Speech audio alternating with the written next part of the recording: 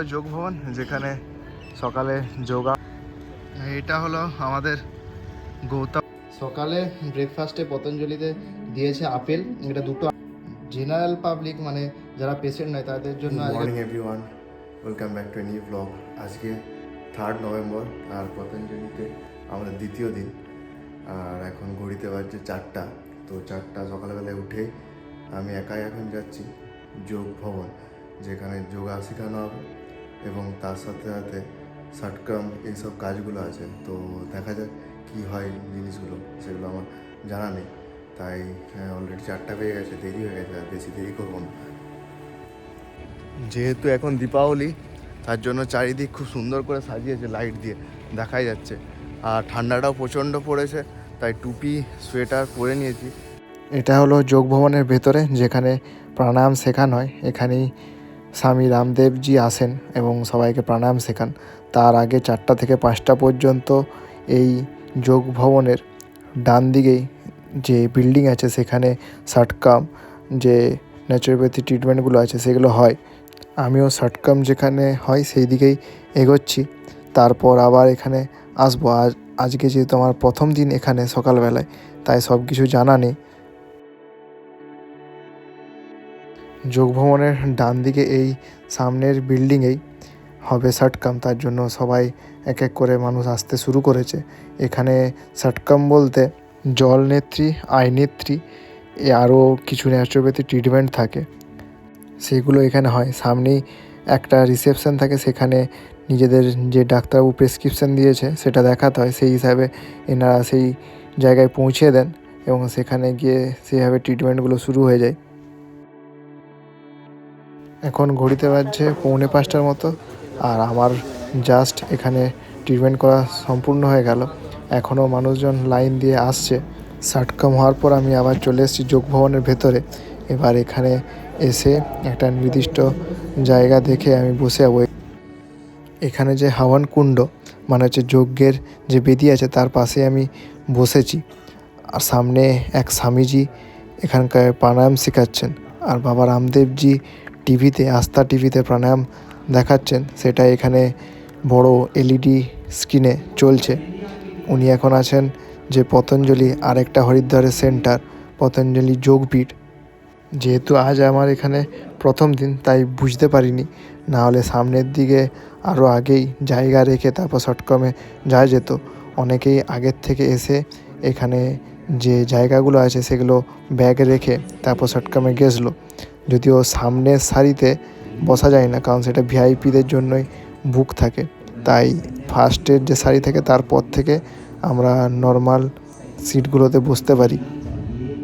এখন ঘড়িতে বাজছে 8টা, আর এই জাস্ট সকালের ভোর 4টার থেকে 8টা পর্যন্ত সৎকাম, তারপর প্রাণায়াম, সমস্ত কিছু এক্সারসাইজ হওয়ার পর এরপর ব্রেকফাস্ট আছে, ব্রেকফাস্টের জন্য যাব। তারপর বিভিন্ন আছে ন্যাচুরোথেরাপি, সেগুলোর জন্য যাব। এখন রুমে পিউ আর দীপ আছে। দীপ অলরেডি রেডি হয়ে গেছে, পিউর জন্য আসতে পারেনি। যদিও কালকে ভেবেছি পিউকে নিয়ে আসবো, কারণ এখানে দেখছিলাম বাকি বাচ্চারাও এসছে, তারা এমনি এইরকম যেগুলো রাখা আছে এই সমস্ত বেডে শুয়ে আছে। তো কালকে ওকেও নিয়ে আসবো, পিউকেও। সকালে ব্রেকফাস্টের আগে আমার যে কাড়াগুলো লেখা ছিল, যেমন এটা হচ্ছে গোখরুর কাড়া, সেটা এই যোগ ভবনের ভেতরেই সেন্টার ছিল, সেখান থেকে নিলাম। যদিও এই কাড়াগুলো খেতে খুবই তেতো হয়, তবুও যেহেতু ডিটক্সিফিকেশনের জন্য এসেছি, তাই খেতে তো হবেই। সবাইকার প্রেসক্রিপশানেই কিছু না কিছু এরকম কাড়া থাকেই সকালের ব্রেকফাস্টের আগে, তারপর ব্রেকফাস্ট নিতে হয়। যোগ ভবনে যেখানে প্রাণায়াম শেখানো হচ্ছিলো, তার ঠিক সামনেই এই কাড়াগুলো দেওয়া হচ্ছে।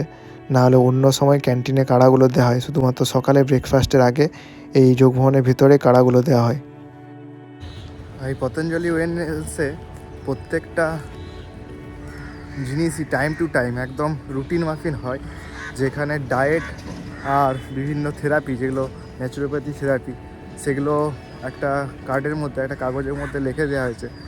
ঠিক ওই টাইমেই সেগুলো গিয়ে করাতে হয়, যেটা ব্রেকফাস্টই হোক বা লাঞ্চ হোক, ডিনার হোক, খাওয়ার সাথে সাথে ন্যাচুরোপ্যাথি ট্রিটমেন্টগুলো। তো এটা হলো আমাদের গৌতম 1, যেখানে আমরা উঠেছি। এখানেই 1212 নম্বর রুমে আমাদের রুম পেয়েছি। এখন ঘড়িতে বাজছে 8:30 আর ব্রেকফাস্টের জন্য যাব। তার আগে কিছু সিঙ্গি টেস্ট বলে কিছু ছিল, যেটা একসাথে অনেকগুলো টেস্ট হয়, ওটা 750 টাকা লাগে। সেটার জন্য এখন যাচ্ছি, দেখি হয় কি না। যেটা খালি পেটেই মেনলি করতে বলেছিল, কালকে করতে বলেছিলাম, কালকে হয়নি। কিন্তু আজকে অলরেডি আমি একটা কোয়াত খেয়েছি, মানে কাড়া, তবু হবে কি না সেটাই আমি দেখি হয় কি না। সকালে যে ব্রেকফাস্ট হবে তাতেও যে খাওয়া দাওয়া হবে সেটাও আমাদের যে কাগজ দেওয়া হয়েছে, ডাক্তার প্রেসক্রাইব করে দিয়েছে, শুধুমাত্র সেই খাওয়া দাওয়া আছে। এখন আমার মনে হয় শুধু পেয়ারা আছে, তার সাথে একটা কিছু জুস আছে, এই দুটোই শুধুমাত্র সকালে আমাদের খাওয়া দাওয়া। কিন্তু পিহুর জন্য যেটা হবে, পিহুর নর্মাল ব্রেকফাস্ট হবে, যেটা বাকি সবাই খায়। সেটা আমাদের জন্য প্রযোজ্য নয়, শুধু যারা বাইরের থেকে আসে তাদের জন্যে হয়, যারা ট্রিটমেন্ট নেয় না। কিন্তু পেশেন্টদের জন্য পুরোপুরি ডায়েট চার্টের উপর খাওয়া দাওয়া সমস্ত কিছু। তো এখানে আমার সিঙ্গি প্রোফাইল, যেটা ব্লাড টেস্ট রেকমেন্ড করেছিল ডাক্তাররা, সেটা হয়ে গেল কমপ্লিট। এবার আমি যাব প্রসাদ ভবনের দিকে, যেখানে ব্রেকফাস্টের জন্য পিউর খাবারটা ফার্স্টে নেবো, তার সাথে আমি খেয়ে নেবো, তারপর দ্বীপের জন্য নিয়ে চলে যাবো, কারণ পিউ এখনও ঘুমোচ্ছে। পিউর হয়ে গেলেই খাওয়া দাওয়া, তারপর আমরা বেরিয়ে যাবো যেগুলো ন্যাচুরাল থেরাপি, যেটা এই মেল ট্রিটমেন্ট সেন্টারে আছে, সেখানেই যাব। এখানে মেল ট্রিটমেন্ট সেন্টার, এটা এখানেই দুজনকারই ট্রিটমেন্ট হচ্ছে, ন্যাচুরোপ্যাথি বিভিন্ন ধরনের, ভাস্তি, তার সাথে মাটি থেরাপি, মাড থেরাপি, ঠান্ডা জল, গরম জল, সব কিছুই যেগুলো হচ্ছে এই বিল্ডিংয়ে হচ্ছে।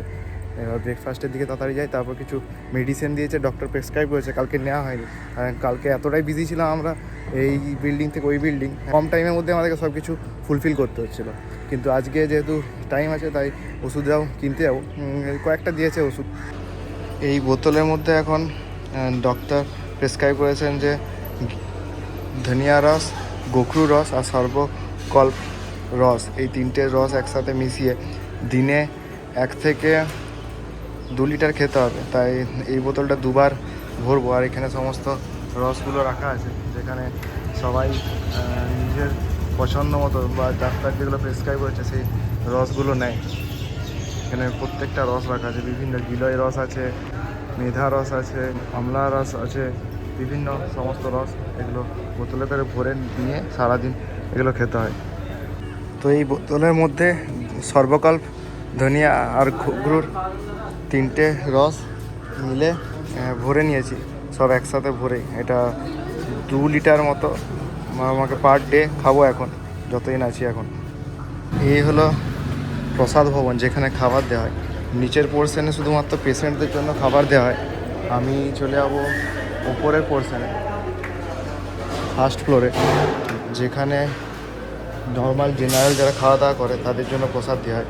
কালকেও আমরা যখন ফার্স্ট এসেছিলাম তখন এখান থেকে খাবার নিয়েছিলাম। আর পিউর জন্য আলাদা খাবার, যেহেতু পেশেন্ট নয়, পেশেন্টদের জন্য পুরোপুরি নিচে রেস্ট্রিক্টেড, আর উপরে শুধুমাত্র যারা জেনারেল, যারা পেশেন্ট নয় তাদের জন্য খাবার। যদি বাড়ি থেকে কেউ আসে তাদের জন্য, কিন্তু কেউ যদি ইচ্ছে করে জোর করে এখানে খেতে চায় খেতে পারে, সেটা কোনো ব্যাপার নয়, কিন্তু তার পক্ষে সেটা কার্যকরী হবে না ট্রিটমেন্টের মধ্যে।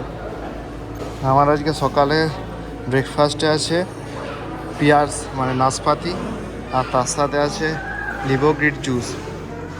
এটাই হচ্ছে সকালে নাশপাতি। 2টো নাশপাতি কেটে দিয়েছে, বললো 3টেও দেওয়া যাবে যদি দরকার পড়ে, তার বেশি দেয় না, কারণ নির্দিষ্ট পরিমাণ মতোই এগুলো দেওয়া হয়। আমি দেখলাম আগে আমি খেয়ে নিই, তারপর দীপ আর পিউর জন্য খাবারটা নিয়ে চলে যাবো। কাঢ়া বা জুসগুলো যদিও খুব টেস্টি হয় না একদমই, এগুলো খুবই তেতা হয় বা বিস্বাদ হয়, বাদিনই হয় বলতে গেলে।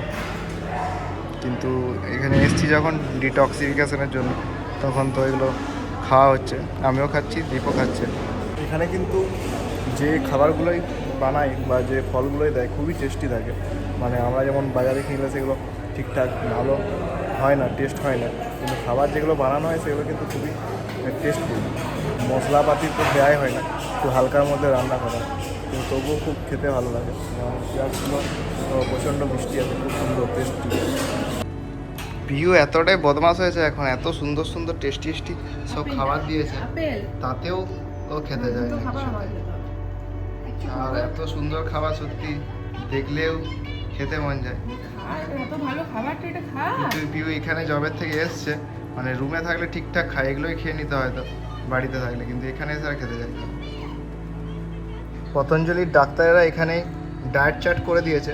ডায়েট চার্ট অনুযায়ী সকাল 4:30 থেকে 5টার মধ্যে কী খেতে হবে, 7:30 থেকে 8টা, 8টা থেকে 9টা, 11টা থেকে 1টা, 1:30 থেকে 2:30, 5টা থেকে 6টা, 7:30 থেকে 8:30, আর 8:30 থেকে 9টা, সব টাইম টেবিল করে দেওয়া আছে কোন টাইমে কী খাবার দেওয়া হবে। আর এই প্রেসক্রিপশন অনুযায়ী ক্যান্টিনে খাবার দেয়। আর এছাড়াও এখানে যে ট্রিটমেন্ট আছে, ট্রিটমেন্টে সকাল 4টা থেকে 5টা সাতকাম আছে, 7:15 থেকে 7:45 যা যা আছে সেই অনুযায়ী সেই জায়গায় চলে যেতে হয়। সেই অনুযায়ী এই কাগজটা দেখালে তারা সেই হিসাবে কাজ করে। এই 8টা থেকে 12:30 আর 1:30 থেকে 5:30 এই দুটো টাইমেই পুরোপুরি ন্যাচুরোপ্যাথি ট্রিটমেন্টগুলো চলতে থাকে। আর এই পুরো ট্রিটমেন্ট আর ডায়েটের জন্যই পুরো টাকাটা নেওয়া হয়, যেটা পার ডে 6,500 দুজন পার্সনের ক্ষেত্রে। এখানে একজন এলেও সেই একই 6,500, দুজন এলেও 6,500 টাকা। তার সাথে যদি টেস্ট কোনো হয়, কিছু টেস্ট থাকে, আর যদি কিছু ওষুধ কিনতে হয় সেগুলো কিন্তু আলাদা করেই কিনতে হয়। একটা কিট যেটা কালকে কিনেছিলাম, সেই কিটটা টোটাল দাম 1,850 টাকা। আমরা যেহেতু কিছু কিছু জিনিস দরকার নেই তাই কিনিনি, তাই নিয়েছিল 940 টাকা। এখন ঘড়িতে বাজছে 10টা, আর আমি চললাম ন্যাচুরোপ্যাথি ট্রিটমেন্টগুলোর জন্য। এগুলো কিটের মধ্যে সমস্ত কিছু ছিল। এই কিটের মধ্যে বিভিন্ন টাওয়েল এগুলো লাগে, কারণ ওখানে যে ট্রিটমেন্টগুলো হয় তাতে টাওয়েলটা খুব জরুরি হয়, তাই সবাইকে প্রথমেই দিয়ে দেয়। তার আগে একটু চলে যাচ্ছি আমি কিছু ওষুধ যেগুলো প্রেসক্রাইব করেছিল ডাক্তারবাবু, সেগুলোর জন্যে সেই ওষুধগুলো কিনবো। আর কেনার পর তারপর ন্যাচুরোপ্যাথি ট্রিটমেন্টের কাছে চলে যাবো, কারণ ওই যেখানে ন্যাচুরোপ্যাথি ট্রিটমেন্ট হয় সেখানে ওষুধগুলোর কিছু কাজ আছে বলছিল, তাই ওগুলো কালকে নিয়ে যায়নি বলে সেইখানের প্রসেসটা হয়নি। চারিদিকের ভিউটা সত্যি অসাধারণ। এখানে খুব সুন্দর করে নিট অ্যান্ড ক্লিন গোছানো আছে। এদিকে পরপর 4টে মুনি ঋষির নামে কটেজ তৈরি করা আছে। কটেজ না, এগুলো বড় বড় বিল্ডিং বললেই চলে, আর সুন্দর করে সব সাজানো আছে। তার পাশে এই বিল্ডিংগুলোতেও থাকে মানুষজন, এগুলো তাদের জন্য তৈরি করা আছে। আর সুন্দর করে এখানে একটা ঝর্ণা, আর তার পাশে এটা মেন বিল্ডিং, মানে এটা ওপিডি, যেখানে ডাক্তার এমনি দেখাতে পারে সবাই বাইরের টিকিট করেও না থেকেও। আমরা তো আপাতত 5 দিনের জন্য বুকিং করব, অলরেডি 3 দিন বুকিং করেছি। মাঝখানে টাকাটা একটা পেমেন্ট করেছিলাম এখানে, সেই পেমেন্টটা হঠাৎ করে ক্যান্সেল হয়ে যায়, এবং সেটা SBI থেকে জানানো যায় যে ওটা অলরেডি আমার অ্যাকাউন্টেই আছে, তার জন্য আবার নতুন করে এসে পেমেন্ট করি। তাই 3 দিনের পেমেন্ট করি, আবার 2 দিনের এক্সটেনশন করাবো আমরা। আর এখন যাচ্ছি আমি এই ওপিডি বিল্ডিংয়ের হয়ে, যেখানে ওষুধ বিক্রি হয়, সেখানে ওপিডি বিল্ডিংয়ের ঠিক পাশে এই পতঞ্জলি মেগা স্টোর। এখানে সমস্ত পতঞ্জলির জিনিসপত্র পাওয়া যায়, তার সাথে একটা বড় ক্যান্টিনও আছে এখানে। এইটা হলো পতঞ্জলির বড় মেগা স্টোর, যেখানে ওষুধ থেকে শুরু করে সমস্ত কাপড় জামা বিভিন্ন যা পতঞ্জলি প্রোডাক্ট সব কিছুই এখানে পাওয়া যায়। তো এখানে ওষুধ আমি নিয়ে নেবো যা যা আমার প্রেসক্রিপশনে লিখেছে। স্টোরে এখানেই সমস্ত গ্রোসারি আইটেম, জামা কাপড়, ওষুধ সমস্ত কিছু ছিল। সেখান থেকে আমার 4টে মেডিসিন প্রেসক্রাইব করেছিল, সেটা একটা করে নিলাম। টোটাল 4টের জন্য হেয়ার অয়েল ছিল, হেয়ার অয়েল সব মিলেই মোটামুটি 800 টাকার মতো পড়লো আমার। এরপর আমি চলে যাচ্ছি ন্যাচুরোপ্যাথির দিকে। একটু দেরি হয়ে গেল, ভিড় ছিল, কাউন্টার একজনই লোক, তাই বেশি দেরি হলো। যাই এবার তাড়াতাড়ি যাই, কারণ না হলে ন্যাচুরোপ্যাথির ওখানে বেশ টাইম লাগে, কারণ প্রত্যেকটা প্রসেসই একটু টাইম লেন্দি হয়। আর তাড়াতাড়ি গেলে একটু ভালো হয়, কারণ ন্যাচুরোপ্যাথির পর স্নান করাটাও খুব দরকার হয়ে যায়। না হলে পুরো শরীরে বিভিন্ন কিছু ক্রিম, বিভিন্ন ওয়াক্সিং এইসবগুলো বিভিন্ন দিয়ে হয়। মোম দিয়ে শরীরের ট্রিটমেন্ট হয়। তারপর মাড থেরাপি, মানে মাটি দিয়ে চুলের সেটাকে ট্রিটমেন্ট করে, সেই জন্য একটু তাড়াতাড়ি যাচ্ছি এবার। এটা হলো মেন ট্রিটমেন্ট সেন্টার, আর এখানে কাল পর্যন্ত মেল আর ফিমেল দুজনকারই একসাথেই ট্রিটমেন্ট হতো। ফিমেলদের ফার্স্ট ফ্লোরে হচ্ছিল, কিন্তু আজকের থেকে মেল ফিমেল আলাদা, ফিমেলদের জন্য একটা আলাদা বিল্ডিংয়ে ফিমেল ট্রিটমেন্ট সেন্টার আছে। ডাক্তারের প্রেসক্রিপশন নিয়ে এখানে রিসেপশন ফার্স্টে আসতে হয়, তারপর তারাই বলে দেয় কত নাম্বার রুমে যেতে হবে। এখানে ভ্রাস্তি হবে। তাড়াতাড়ি এলে এখানে লম্বা লাইনটা পাওয়া যায় না, না হলে দেখা যাচ্ছে সবাইকার একটা লম্বা লাইন হয়ে যায়, তাই আরও বেশি দেরি হয়ে যায়। যে ন্যাচুরোপ্যাথি ট্রিটমেন্টগুলো হয় সেখানে মোবাইল নিয়ে আসাটা একদমই বারণ, তাই ভেতরে তো কোনো রকমই ছবি তুলতে পারবো না, তাই তুলতেও পারিনি। জাস্ট বাইরে থেকেই জিনিসগুলো দেখা যাচ্ছে, যদিও ছবিতে একটু একটু বোঝা যাচ্ছে যে ট্রিটমেন্টগুলো কীরকম হয়। এখন ঘড়িতে বাজছে 12:30, 12:30 থেকে 1:30 পর্যন্ত লাঞ্চের টাইম, তাই সব খালি হয়ে গেছে। আমারও ট্রিটমেন্ট হলো, শুধু একটা ট্রিটমেন্ট বাকি রয়ে গেল। খাওয়া দাওয়া করে তারপর যাব 1:30টার পর। মাড থেরাপি একটা চুলের আছে, সেটাই শুধু বাকি। এখন ঘড়িতে বাজছে 1টা, আর পিহু আর দীপের জন্য খাবারটা নিয়ে চলে যাবো, কারণ পিহু প্রচণ্ড দুষ্টুমি করছে। দীপকে সব থেরাপি করতেও দেয়নি আজকে, তো আমি এবার দীপ আর পিহু খাবারটা নিয়ে গিয়ে দিয়ে আসবো রুমে, কারণ রুমেই ভালো করে খাবে। তারপর আমি আসবো এখানে খাওয়া দাওয়া করার জন্য। দুপুরে লাঞ্চে পিহুর কী কী খাবার ছিল বা আমাদেরই কী কী ডায়েটে খাবার ছিল সেইগুলো এর পরের ভিডিওতে আপলোড করব, কারণ ভিডিওটা খুব বড় হয়ে যাচ্ছিল। তার জন্য আবার একটা ভিডিও আপলোড করব, যেটাতে বাকি দিনের সমস্ত কিছু ইনফরমেশান থাকবে। ভিডিওগুলো দেখতে খুবই ভালো লাগবে, কারণ এই পতঞ্জলি ওয়েলনেসে কীভাবে ট্রিটমেন্ট করা হয়, কী কী খাবার দেওয়া হয়, তাই দেখতে থাকুন। সবাইকার ভালো লাগবে, আর সবাই ভালো থাকবেন, সুস্থ থাকবেন।